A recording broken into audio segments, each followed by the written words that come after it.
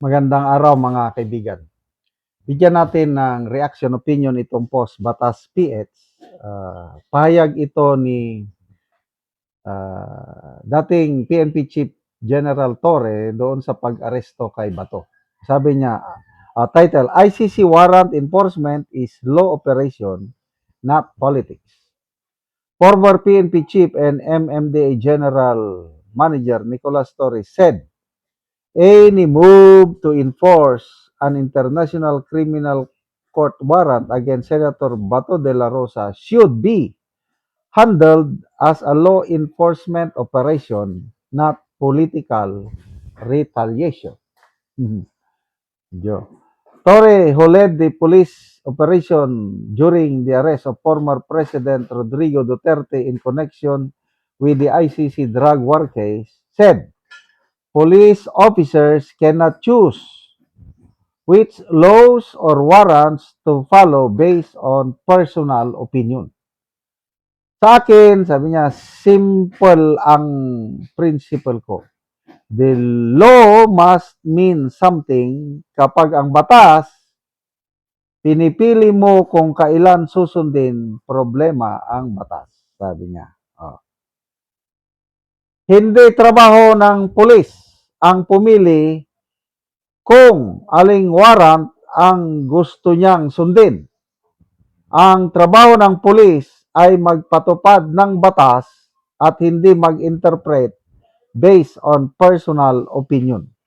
So, wala man yang ito patutsada, wala siyang pinangalanan. Kaya lang, pulis sa atin ba, pinapatutsadahan ba niya si General Nartates? Kasi may statement ngayon ang PNP na they will not arrest Senator Bato dahil walang na-issue na warrant of arrest from our local court. So, dahil nagbigay ng statement ang PNP na no arrest kay Bato hanggat walang warrant of arrest galing sa local court. Kung ang basihan lang is ICC warrant of arrest, huwag munang arestuhin si Bato. Hintayin natin na ang local court mag-issue ng warrant of arrest. Yun ang sinasabi ng PNP.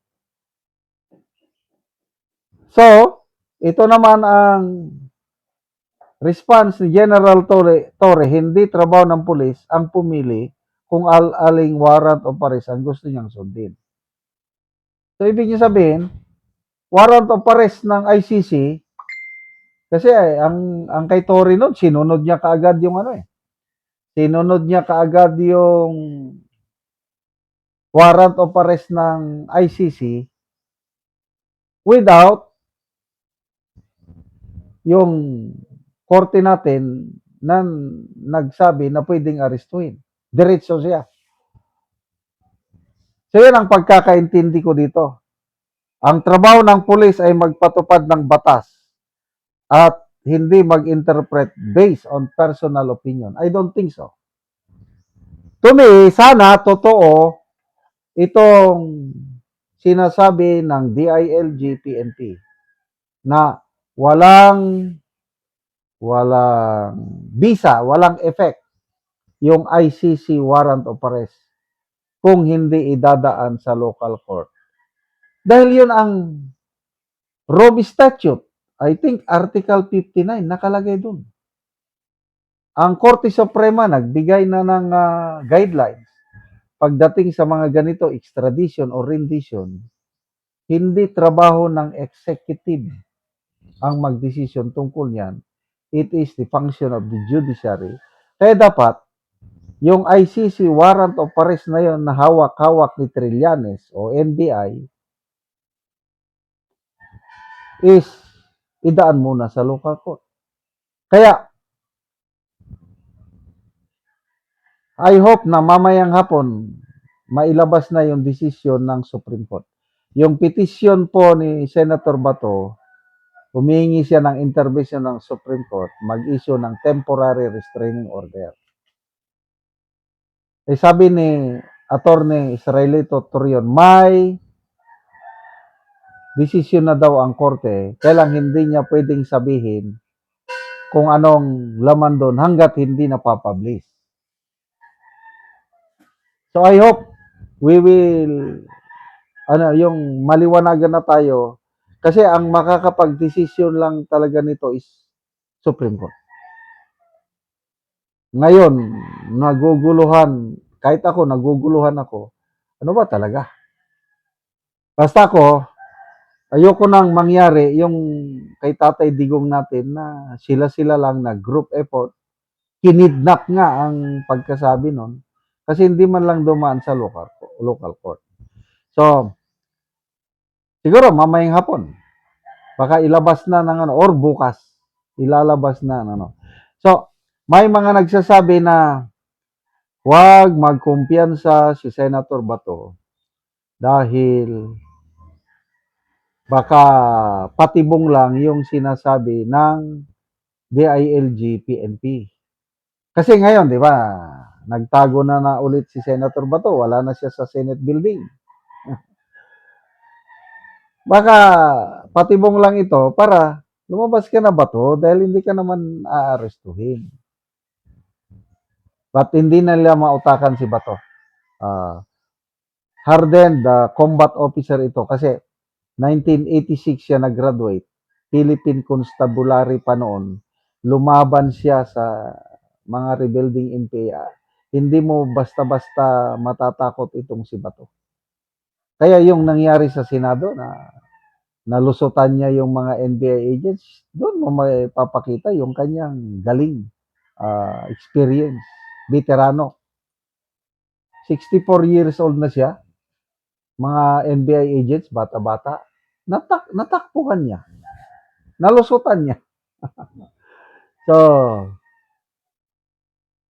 ito, hindi nagpapatawa. Siguro, in-interview ng media si General Torre, sabi niya na huwag kayong mamili. Pag may warrant of arrest, arestuhin mo na kahit ICC man yan o ano, law enforcement yan, hindi politiko. Well, iba si Nartates, iba naman si Torre. Ako, mas believe ako kay General Nartates kaysa itong kay Torre. Salamat mga kaibigan sa inyong pagsubaybay sa channel nito. Nakakatulong kayo ng malaki sa tribong Talanding ng Bukidnon dahil ang sweldo natin sa channel nito is pantulong po sa tribo. Namimigay tayo ng libreng yero at pako para makapagpatayo sila ng mas maayos na tirahan. Panoorin niyo ang video na ito. Muna ni ang atop sa natagaan ng magyero. So, gipangbutangan lang gani og silupin. Iyan ang gapan ng galon. So, muna ni kadako sa buslot sa iyang balay. Sa iyang atop. O gipang pausapawan yun og silupin. Tungod kay kung mag-ulan, wala na gid sila. Gusto ko lang kayo matambay.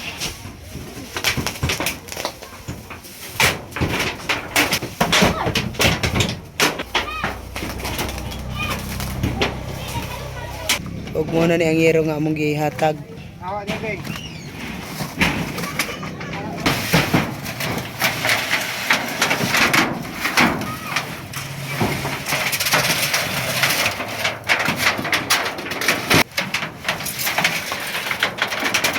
Yan. Oo.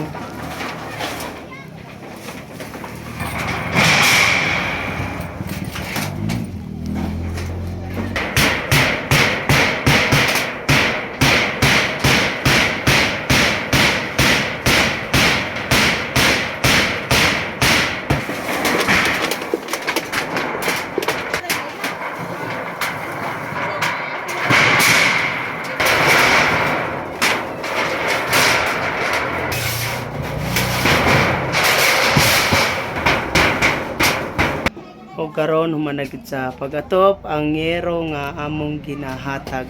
So maayo na gyud ang ilang atop. Salamat sa kuan Ginoo nga tagaan mi og si naay naghatag naay gihatag ang mga tao anda mo tabang sa among sa mo ang mga kabos. Salamat usab sa kuan nga karon na ay naayo na gid ang among atop nga kuan na kuan unta og sunog. Pero kuan kalo isa Ginoo wala gid minaog daw usab.